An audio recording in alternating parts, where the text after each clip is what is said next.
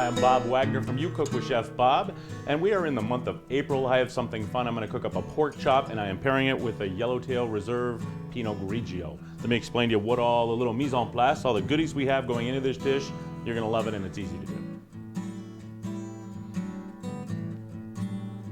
So to start with, we're going to start off with just a simple lemon. What I've done is just kind of slivered the skin without getting the white part. You can see I left the white part on here. And then we have a celery root that I've just trimmed up and diced. I'll show you that as we move along. I've got some chopped shallots. This is one large chopped shallot, just fine diced. And if you can't get it that fine, it's not the end of the world either.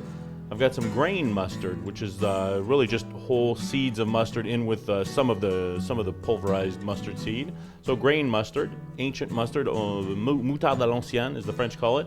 Some fresh tarragon. I'm just going to throw some whole leaves in there today to make it kind of fun. Here's our celery root that I've actually just diced. I've peeled with just a paring knife and then diced up real fine. It's not celery, but it smells more like celery than celery does, you can imagine. It's a celery root, and then we've just got some sun-dried tomatoes because our tomatoes aren't out in April yet. And a beautiful pork chop here. And we've got some chicken stock and salt, pepper, and some extra virgin olive oil to get us kick-started. And of course, you couldn't forget a little bit of butter to finish off the sauce. Easy enough. You guys ready? We'll get cooking. All right, so first off, we're going to season our pork chop. A little salt, fresh ground white pepper.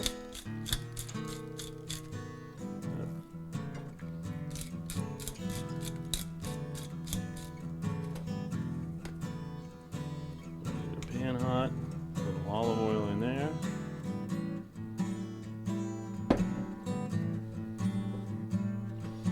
Make sure that gets hot. Even if it is virgin olive oil, we could use grapeseed oil or just vegetable oil if that's all you got. But just get those tomatoes and celery and things like that. They take on, they'll be fine with that olive oil flavor. We're not going to let it get crazy hot. Nice sear on it there. Let him kind of do his thing. Give him a little turn. Sometimes you make a little cut. Make a little cut because obviously that fat, especially when they're thin like this, what you can do is give it a little tiny cut there. You got the little curling action going. You don't have to worry so much about it. But even so, it's all good. We'll let them relax. One thing a lot of people do, especially my mother, God rest her soul, used to cook the heck out of a pork chop. And there's no reason to. You can see how thin these guys are. I like just thin, quick sears like this. It's a bonus. So you don't have to, I mean, there's nothing better than a big old thick pork chop. But when you have a lot of time to cook, so we're going to let that guy rest and relax over here. He's going to do his own thing, and he's still going to continue cooking a little bit. That fat's still good in there, so we're going to add our celery root. Let that sear a tiny bit. We're going to bring it off the flame a little bit. That's going to color quickly. Then we're going to add our shallot. Stir that around a little bit. You want to be careful with this. You don't want it to burn, but see, you can see a little bit of all that brownness down on the bottom of the pan. That's all good flavor. Too bad you guys can't smell that because it's smelling really good. We'll let that go just a little bit further, just to lightly sweat those shallots.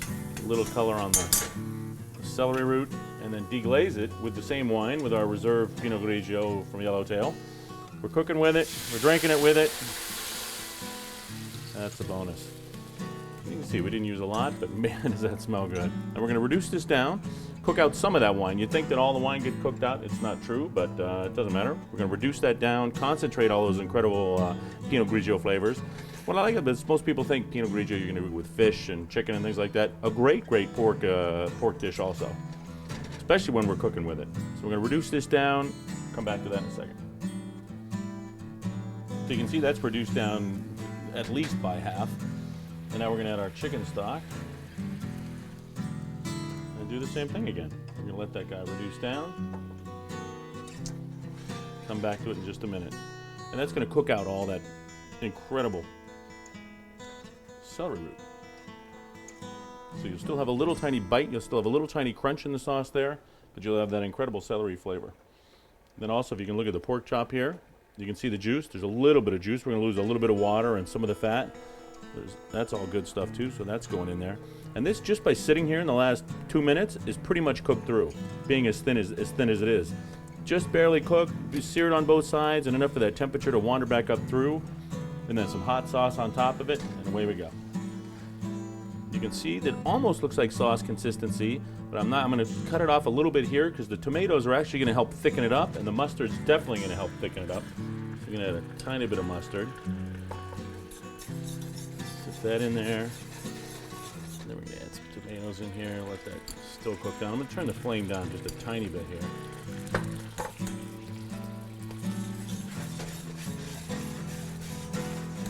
And see how just in 2 seconds that thickened up like that? And then we're gonna finish it off with a pat. You know what the heck? 2 pats of butter. We're gonna add our tarragon leaves. We're just gonna throw those guys in whole.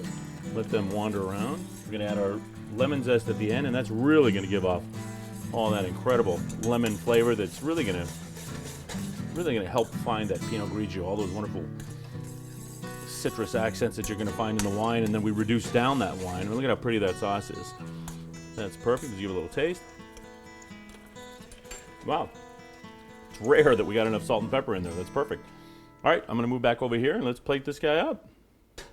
Now, how easy was that? Even an April Fool could have put together this pork chop dish. So this is it. This is that's our little pork chop, and we're going to add our sauce on top. If you wanted to, you could add some sauteed vegetables or something along with this, but I just like, we've got enough vegetables in there. Our tarragon's gonna jump out at you. A little bit around the edge. Yep. Well, seared pork chop, little sun-dried tomato, tarragon, citrus from that lemon zest, and what better than a great glass of yellowtail Pinot Grigio.